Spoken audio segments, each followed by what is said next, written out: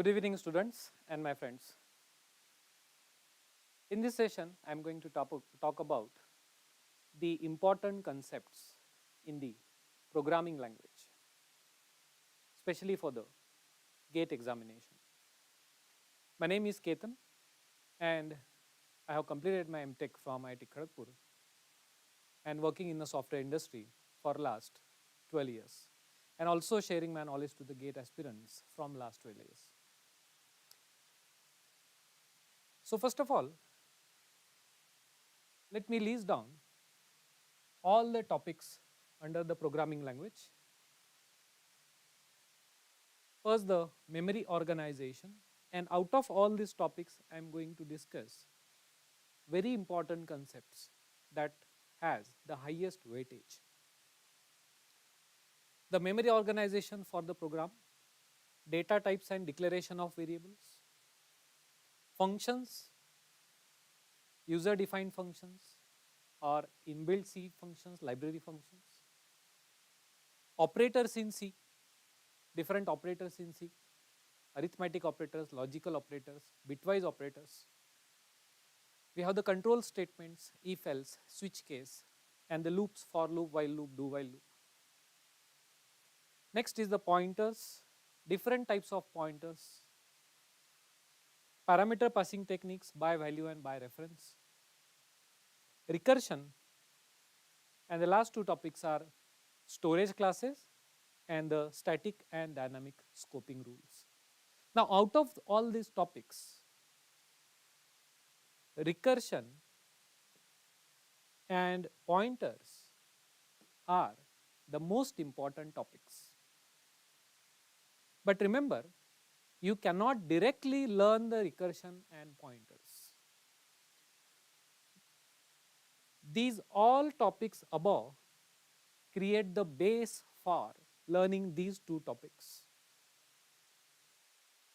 So don't think that if I say these are the important topics only, you should only prepare these. First of all the basics, and then maximum time for the practice you should spend on these two topics.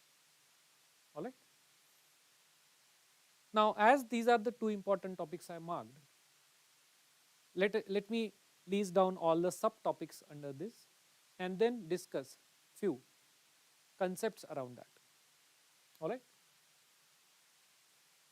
Now, as I said, out of the syllabus, pointers and the recursion are the most important topics. Why I call it as the most? Because it carries nearly 80% of the entire syllabus. I mean from the programming language perspective, it carries 80% of the weightage. If you take any example from the last GATE papers, let's say last 5 to 6 years of GATE papers, you will find maximum questions, almost 80-90% of the questions are from these two topics. All right. Now, under the pointers, let us see what are all the subtopics you want to prepare. The first one is basics of pointer concept. What is a pointer?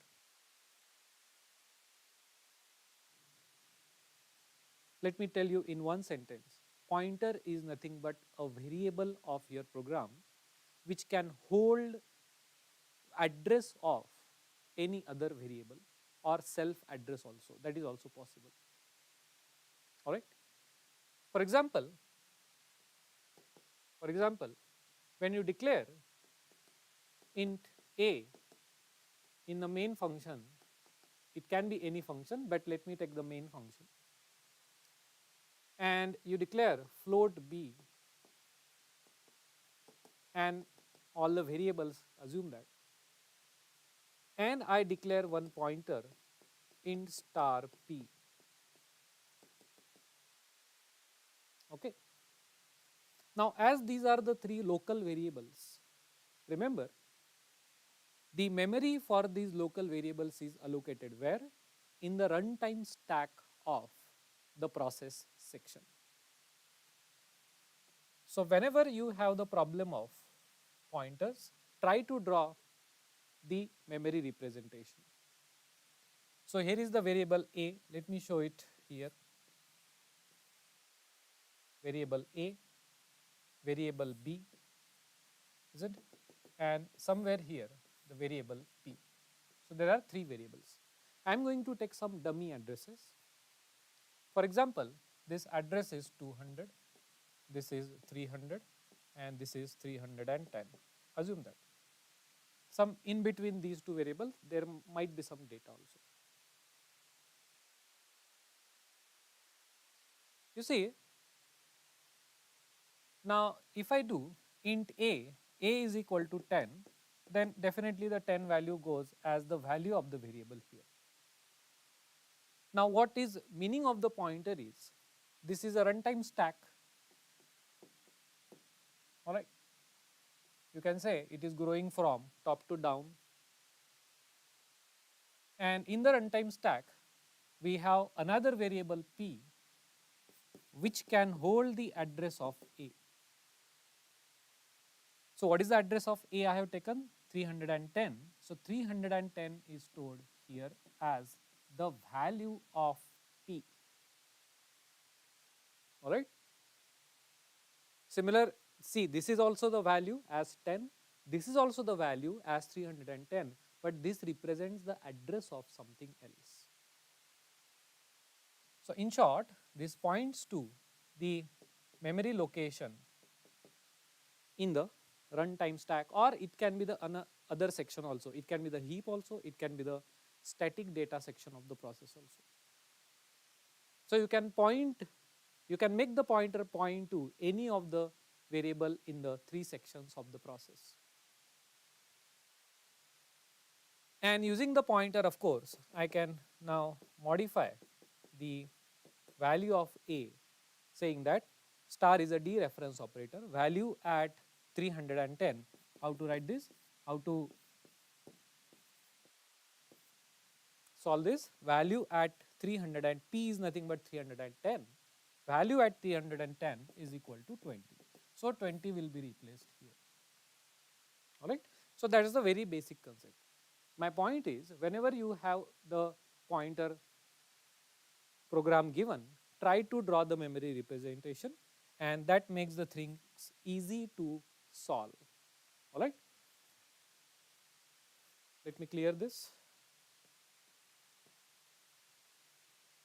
Now you should learn pointer basics, means pointer to integer, pointer to float, pointer to structure, isn't it? Void pointer, null pointer, I have listed down as a separate topics also. Alright. Second is the pointer to array. I will take one of the example of pointer to array in the next upcoming slides. Pointer arithmetic means what all operations we can do on the pointer. Suppose there is a pointer in star P, P is equal to address of some variable A.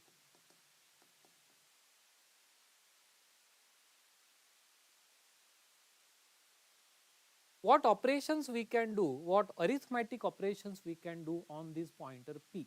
Can we do P plus 1? Yes, it is allowed. Can we do P minus 1? Yes, it is allowed. Can we do P minus Q, where Q is also a pointer? Where Q is also a pointer. So the difference between two pointer is also allowed. Alright. Can I do P plus plus? Yes, it is also allowed. P minus minus, allowed. P is equal to P plus 2, it is also allowed. Alright. All these operations are allowed. So valid operations on the pointers. Q is also a pointer here. I have not declared, but you can declare it. What are the invalid operations? P plus Q, not allowed. Two pointers cannot be added together. It doesn't make any sense from the application point of view or any logic perspective in your program adding the two pointers. Similarly, you cannot multiply two pointers. You cannot take the modulus of two pointers. These all operations are invalid operations. All right. So that is a pointer arithmetic basically. How we can change the pointer or get the memory location with respect to a pointer, that is adding a constant to it. All right.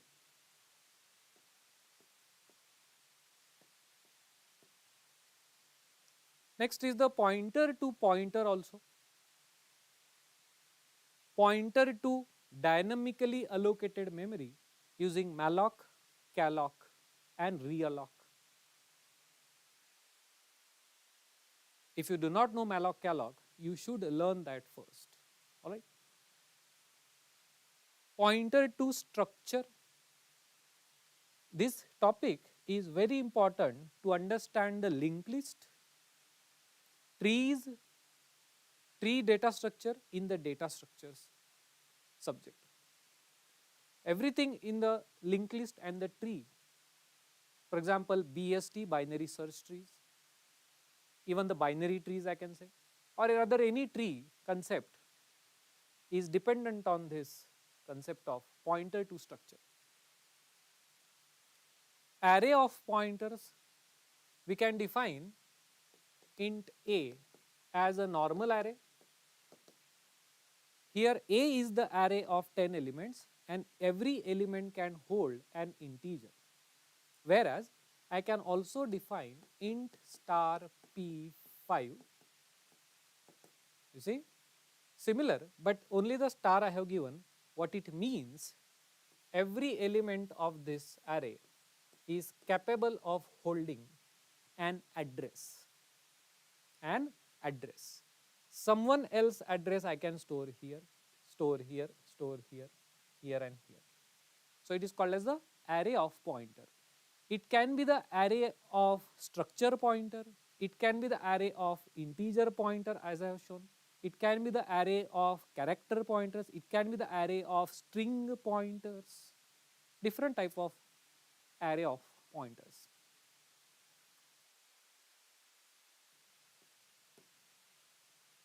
All right. The next topic you should learn is the pointer to string, very important topic for the examination, and pointer to function as well. All right. So have a look at these all topics you have to learn under the pointer. Two more topics are there. Dangling pointer, what is meaning of a dangling pointer, and the memory leak. Here I am not going to explain in very details as we have very limited time here, but let me tell you the analogy behind the dangling pointer and memory leak. Dangling pointer is like,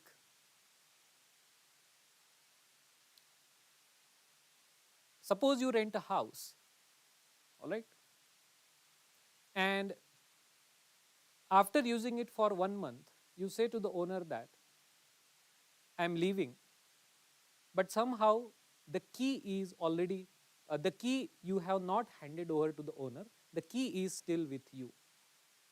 You have said to the owner that I will hand over the key after a few months whenever we will meet. You can give the home or flat, whatever, house to someone else. Okay. So it means that since you have the key, but the house, but the location is already deallocated for you and it is used by someone else now. Even if you have the key to the house, you cannot access the house. You cannot go and access the house directly. You will get you will not be permitted to do that. Similarly in the memory, similarly in the memory concept, suppose you allocate a memory for something, using an address you use that memory. When you destroy that memory, this pointer which is holding the address becomes dangling pointer.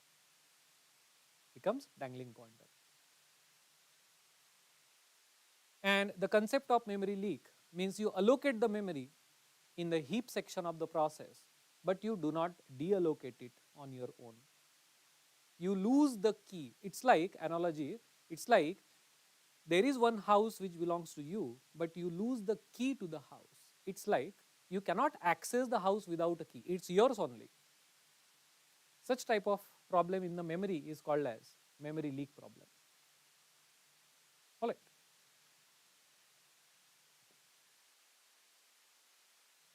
And lastly, the void and the null, what is mean by the void pointer and null pointer. Let me tell you in short, void pointer can point to any of the data structure, but before you use the void pointer, you have to typecast it properly. The void pointer is capable of storing the address of integer, address of float as well, address of structure as well. But directly you cannot use the pointer to access the data, you have to typecast it. All right. Now, let me explain few topics under the pointer to give just the idea what topics you should learn, how you should learn under the pointers. First, let me talk about the pointer to one-dimensional array. Suppose I declare int a 5. So here the memory is allocated for the 5 elements.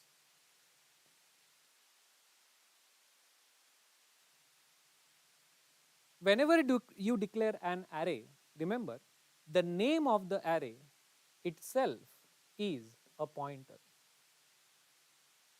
Itself is a constant pointer. A constant pointer. What it means, once it starts address, once it starts pointing to this memory location, this is 100, this is 102 suppose, 104 and 106 and 108, assuming that integer is of 2 bytes. Assuming that integer is of 2 bytes. 2 bytes, 2 bytes, 2 bytes, 2 bytes and 2 bytes. Now the name of the array always is declared as a constant pointer on the behalf of the programmer. You don't have to put a star here if you want to store simply the integer. A itself is a pointer. And A always stores the first element's address. And this A can never be changed. Can never be changed in a sense that you cannot say A is equal to A plus 2. This is invalid operation. Not allowed. All right. But using A, you can access any of the element. So now you can definitely say value at A plus 0. This is allowed. Value at A plus 1. This is allowed. Value at A plus 2. This is also allowed, and so on. Here I am not changing the value of A. Here with respect to A, I am just adding something. With respect to A plus 1, with respect to A plus 2. This is allowed, this is fine. All right. Now, if I want to take another pointer, int star p, I can do that. And I can say p is equal to A. That means p is equal to A. What is A? When I say simply A expression means 100 only. Simply A means 100. And what it means? It means the dereference operator, value at this address, value at this address, and so on. So 100 gets stored here also. So both the pointers A and P are pointing to the same memory location as of now. All right. And with respect to this P, now I can access the elements one by one like this. So if let me write the pseudocode here, printf %d value at P. What it will print? It will print the first value here, whatever be the value. I have not initialized the array here, but you can definitely do that. So this value will be printed, isn't it? Let me give some values here, dummy values.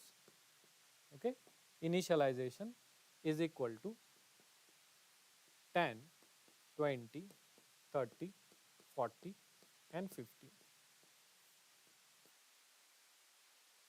All right, means it will store the 10, 20, 30, 40 and 50. So this statement will print the 10. Now I can definitely do p is equal to p plus 1.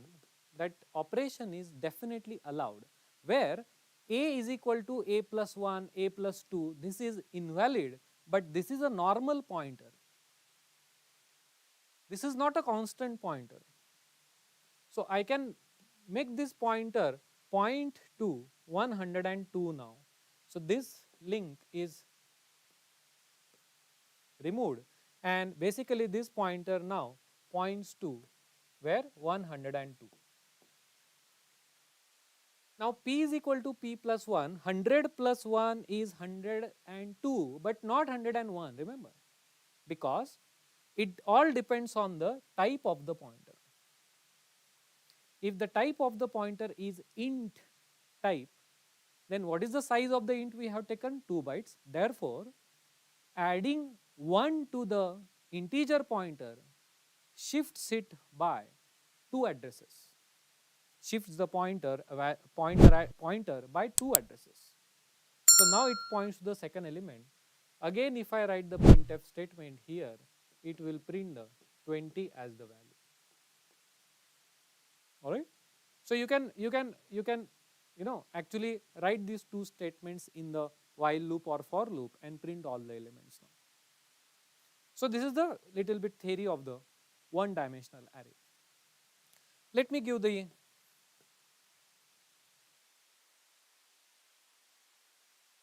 me explain the similar concept for the two dimensional array now. Let me tell you that the multi-dimensional array question was asked in the latest GATE paper, that is 2022.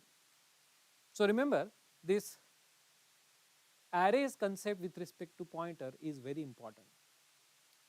So here I am going to take one array such as int a 3. All right, 3. How to declare a two dimensional array? First bracket represents the number of rows, and this represents the number of rows you want to have, and this represents the number of columns you want to have. Okay. Now, total how many integers? 3 rows and 4 columns, means there are going to be 12 integers total. Now, how these 12 integers are arranged in memory? By default, you have to consider by default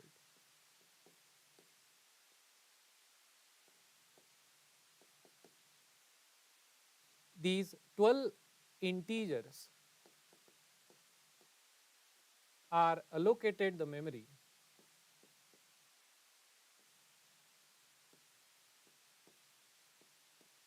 in row major order. Row major order. In short, we call it as a RM also. Means row by row the memory will be allocated in the for the elements. So here the how it looks like, you see, I'll draw it below here. All right. Now this is your array. When it comes to the memory, it is always one dimensional in space. Whether it is a 2-dimensional array or 3-dimensional array or 4-dimensional array, doesn't matter. It is the memory is always in a 1D array format. That's why first the complete 1D array for these 12 elements are allocated, out of which how is the arrangement? The first row, second row and the third row. Row by row the elements will be arranged in the memory. If this address is 100, then how many, this is the first row, how many elements in the first row? 4 elements. So let me show you the 4 elements now. 1, 2, 3 and 4. 1, 2, 3 and 4. 1, 2, 3 and 4. Let us write the addresses. Now see, just count 2 bytes, 2 bytes, 2 bytes, 2 bytes. Total 4 into 2, 8 bytes. Therefore, the second array starts with 108. Agreed? Assuming integer of 2 bytes. Again, 2 bytes, 2 bytes, 2 and 2, 8 bytes. 8 plus 8 is 116. Every element got an address. This is 102, 104, 106, 108, 110. Let me write. All right. So these are the addresses of the 12 elements now. Now how to access these elements? We simply access these elements using such statement suppose I say 2, suppose I say 2 and 3 is equal to 10, where the memory, where this value will be stored. 2 represents the second row, 0, 1 and 2. All right, 0, 1 and 2. Here 3 represents the number of rows. Here we have 1, 2 and 3. From the index perspective, it is 0, 1 and 2. So second row, in the second row, 0, 1, 2, 3 means this element I am modifying to 10. But when it comes to memory, you see, everything is addresses. Now in the 1D array, we accessed every element with the help of address. Here also, this expression is converted into the machine friendly statement using the pointer a here. A is a constant pointer here also. So let me draw the a pointer here. A is a pointer which points to this memory location. That is true. That is absolutely true. All right. Now,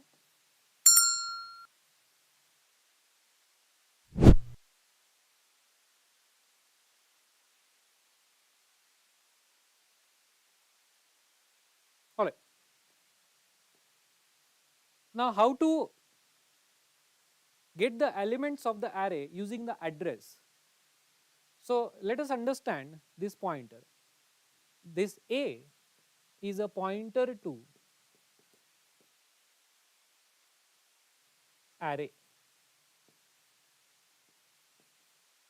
This is not the pointer to an element of the array. Understand? A, when I say simply A expression means 100. This is an address of 0th array. When I say A plus 1, it is the address of A plus 1 means 108, A plus 2 means 116.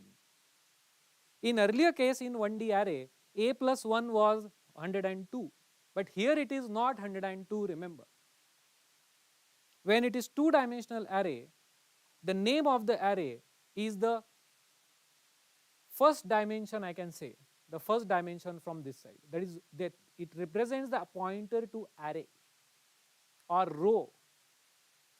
So when I say A plus 1, the expression value is nothing but 108. It is the address of first array. Similarly, A plus 2 means 116. It is the address of second array. And once you get the address of the array, now you have to use the dereference operator. to get the element address, you have to get the dereference operator. Now this is one part, first step. Now the second step is use the dereference. Suppose I use the dereference operator as value at a plus 1, what it gives me, what is a plus 1? A plus 1 is 108 and 108 is here. This 108 is an address of array and the first element of the array 108 only, 116 only here, isn't it? Same address. So the address can be read in two forms here. When I say a plus 1, it is an address of array. When I say star a plus 1, it also gives me the 108, but this time it is an address of element. It is the address of element. Both expression gives 108, 108. Remember the difference. And once you get the address of an element, use another dereference operator to access the element now. Alright. So suppose if I say value at a plus 1 plus 2, what it will give me? Okay. So star a plus 1 is 108. 108 elements address plus 2. 108, 110 plus 1, 110 and plus 2. This element we are accessing means 112. So this gives us 112 address of element. Address of element. Have a look at this. And once you get the address of element, then you can simply write the statement value at, write the entire expression, value at a plus 1 plus 2 is equal to 20. 20 will be stored. What is the address? 112. 20 will be stored here. Alright. So it is a two-step process. In the three-dimensional array, it will be the three-step process. So let me summarize 2D array. First you get the array address, I mean the row address. Once you get the row address, get the elements address, and once you get the elements address, plus 1, plus 2, plus 3, and then use the dereference operator to access the value at that address. Okay. So in the latest GATE 2022, the question was asked on the three-dimensional array. Very similar question, but three-dimensional array. Alright.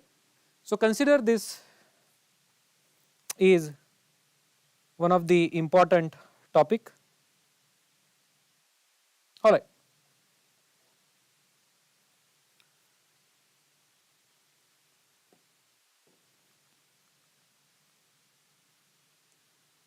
Now pointer to string is another important topic in the programming language, very important topic by the way. Pointers to string.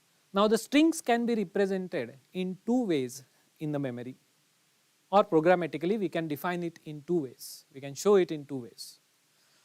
First is array of characters. Simply if I want to store so the name of the academy, suppose I can say char n 10 is equal to,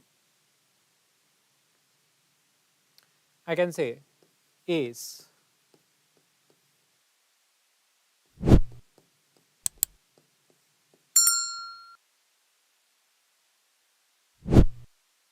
so here the string is represented in the form of the character array. Just now we have taken the array, that was the array of integer, this is the array of characters. What is the difference? Memory point of view, there is no difference as such, but character is of 1 byte always. Alright, the name of the array is n, suppose it is 100, it is 100, 101, 102, 103, 104 and so on, isn't it? up to 109. Up to 109. Total 10 characters. Now in this array of characters, we can store a string. How the characters are represented in memory? By its ASCII values.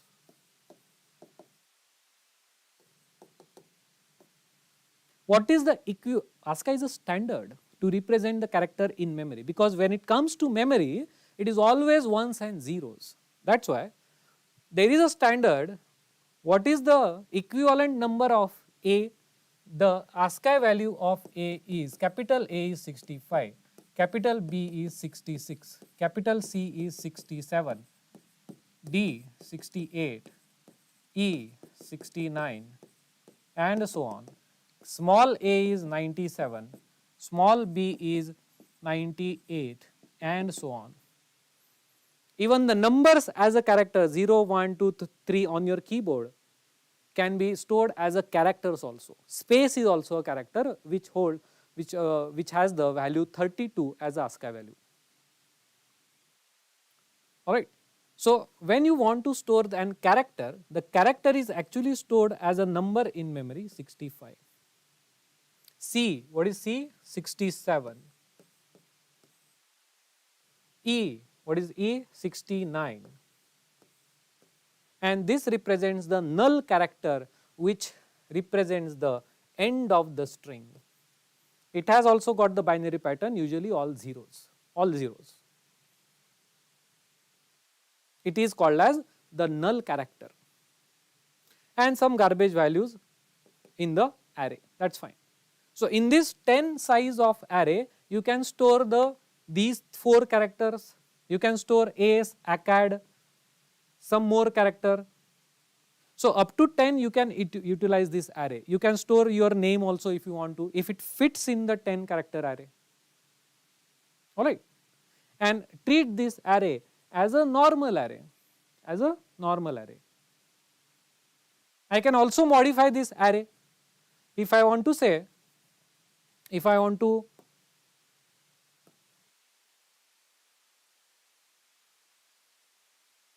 add 2 more characters, let's say, I want to say ACE, Academy, AC, short form Academy, AC. So if I want to write here A, what should I do? N 0, 1, 2, 3 is equal to A again. A will be replaced here. A will be replaced means 65 will be written here again.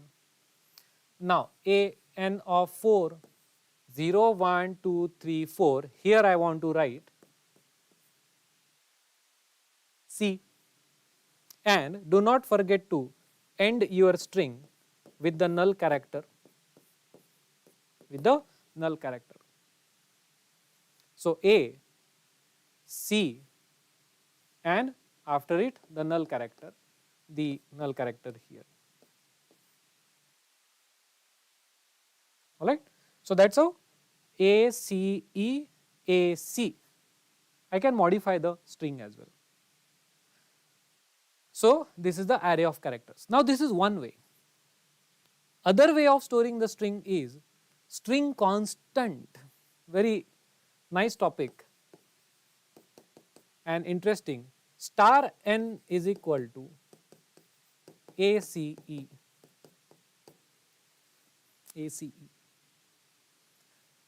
Now if I go to the earlier way of storing the string, array of characters, the memory for this variable is allocated if it is defined in a function. Suppose in a function, it is not global, assume that.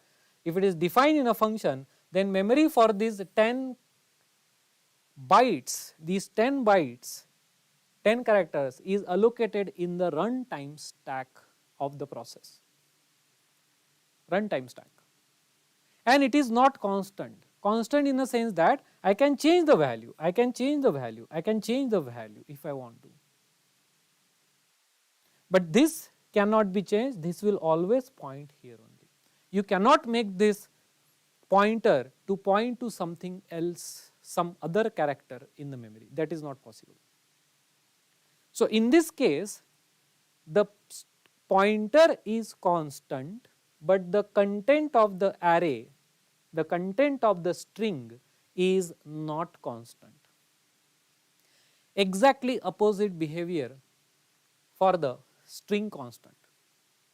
Here ACE is given the memory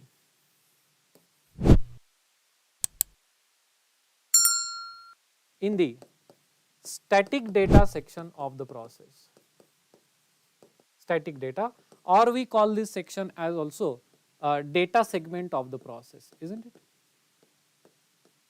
Data segment of a process. So whenever you have such kind of double quotes, the memory is allocated at load time, first thing, and where it is allocated? Data segment of a process. And this is just a local variable, this is just another local variable which goes into the runtime stack, local variables in the runtime stack. Now n holds this address 101, 102, 103, 100 here. But here you see representation wise earlier diagram and this diagram is looking similar, but there is a behavioral difference. Using n we cannot change this content. So saying that n of suppose I want to write something else here, suppose I want to write C here, n of 0 is equal to C. Such type of statement is not allowed. You will get an error. So here the content is constant, the content is constant, but this pointer you can make point to some other string also in memory, that is fine. In other words, you can also say that n is equal to suppose academy.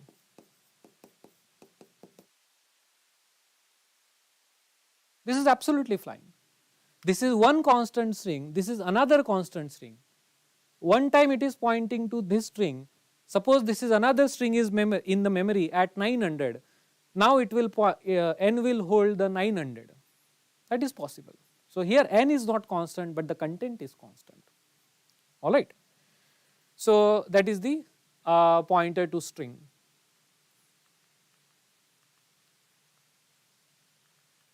Alright. Now let us come to the recursion, the second very important topic as far as weightage is concerned. Let us, my recommendation is, whenever you have the recursion problem, try to solve it by tree method whenever possible, if not by the stack method. Alright, that gives you clear picture of which statements have been executed and which statements will be executed.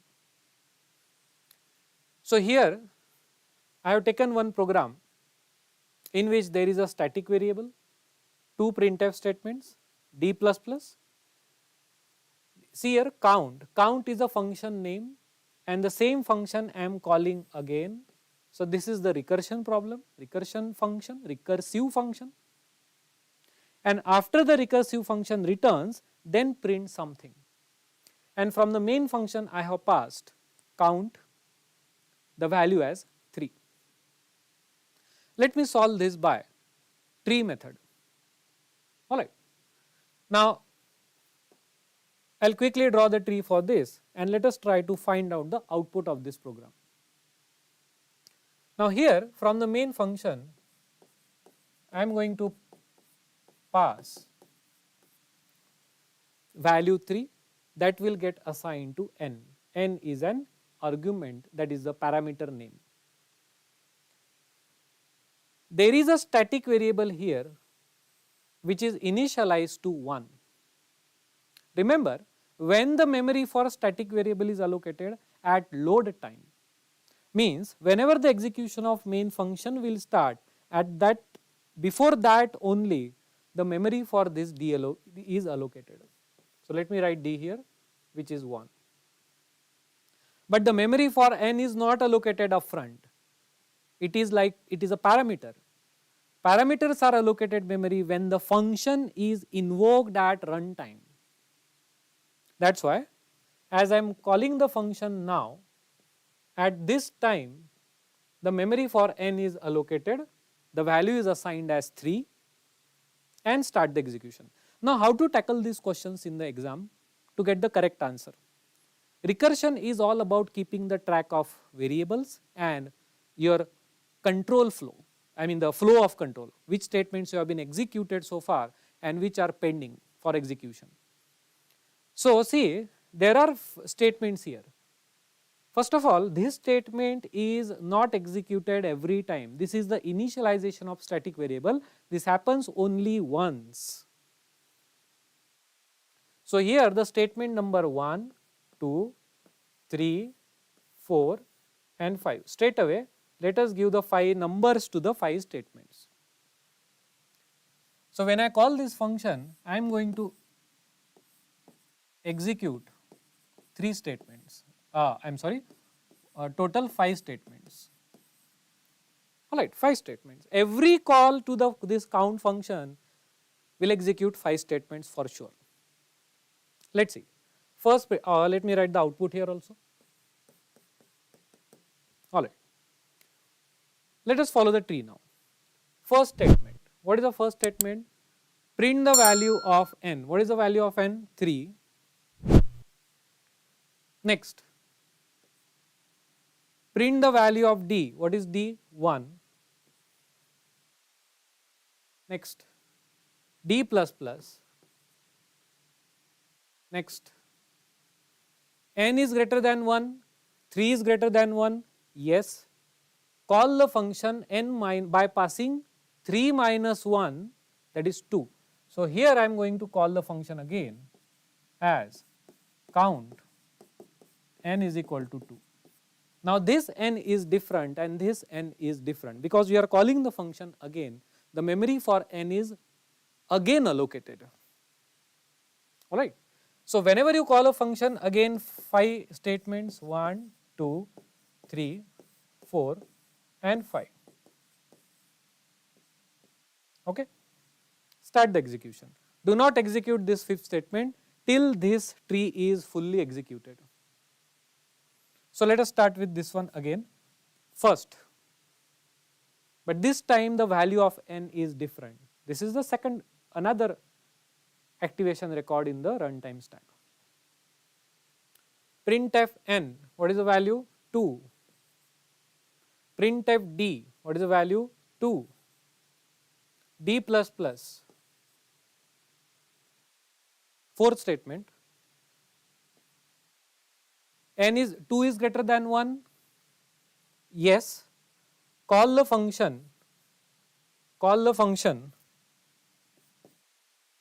by passing what value? N minus 1. What is n? 2. 2 minus 1 is 1.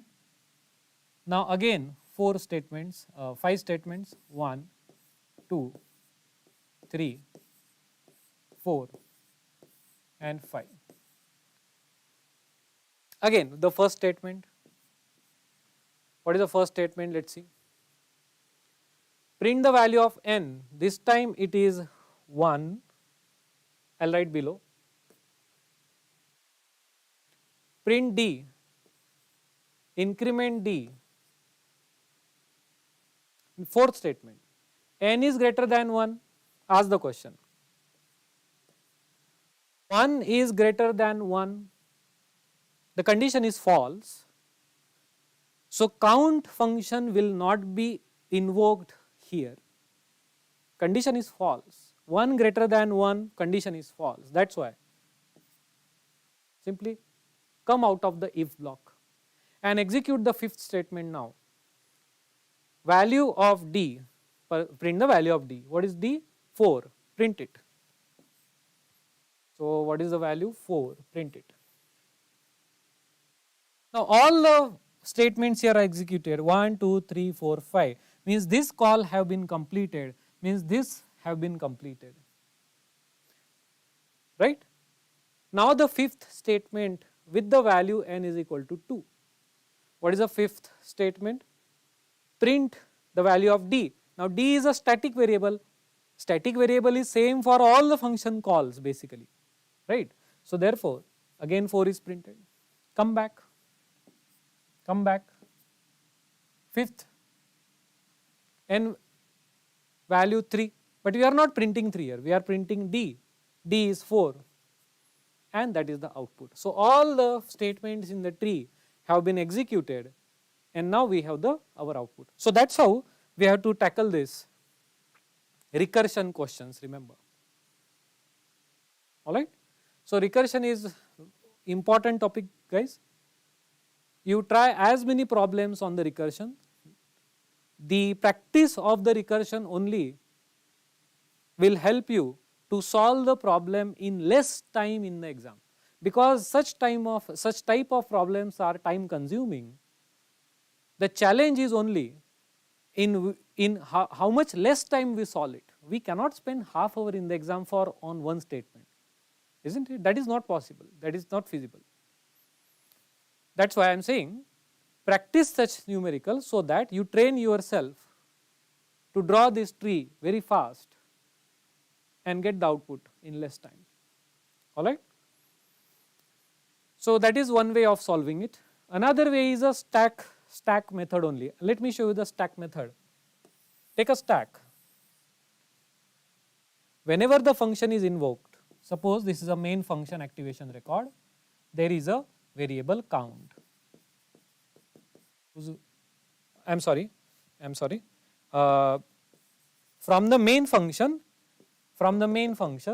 we are passing the value as 3, call the function.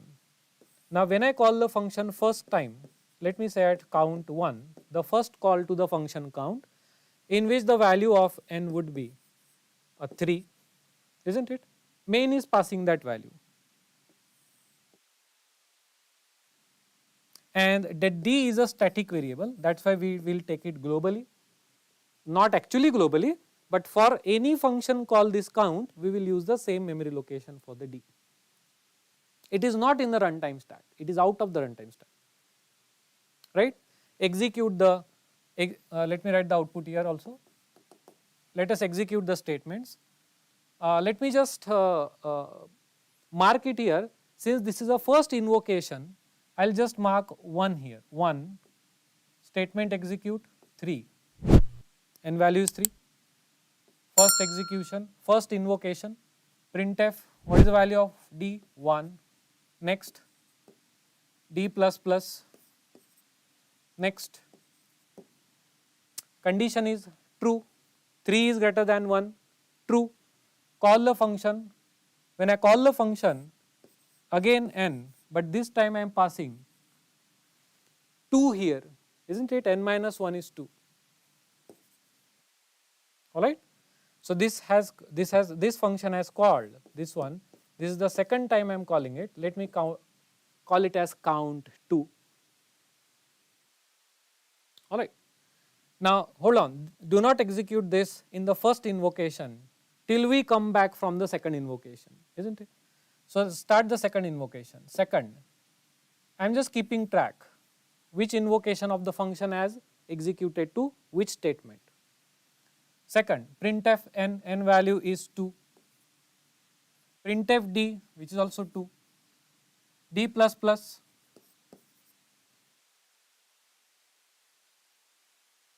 condition 2 greater than 1, yes, one more time, this is calling this count 3, count third time, n variable 1. Alright. Now third time, print the value of n 1, print the value of d, what is d? 3, d plus plus, I am sorry, d is here 4, isn't it? So I have to keep track which statement have been executed, which statement which is pending. Now this statement, if condition 1 greater than 1, no, do not call the function, go ahead. Now the third statement here, third invocation calls this printf. What is the value of d? 4. 4 will be printed. So third function call is over now. So I am going to come back to the second function call by destroying this in the memory, isn't it? This is all destroyed. This is done. Now, the next statement of the second invocation, that is printf, isn't it? Printf. So the value of d is 4 only, 4 will be printed. All the statements are executed. It is time to return. That's why start deallocation of this invocation. Deallocate.